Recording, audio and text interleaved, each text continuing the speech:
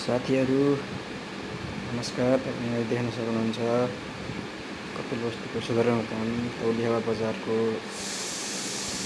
सन्ध्याकालीन एवं रात्रिकालीन दृश्य एकदमै मनमोहक देखिएको छ।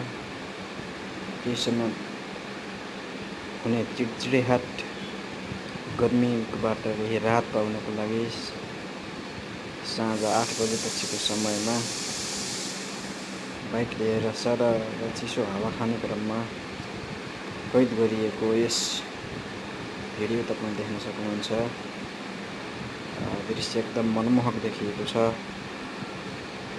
तपाईँ भिजिट गर्न सक्नुहुन्छ। गौतम बुद्धको जिल्ला पनि हो यो। आउनुहोस्, तौलिया बजार घुम्न आउनुहोस्। गाइडको काम हामीले गर्नेछौँ। धन्यवाद, नमस्कार।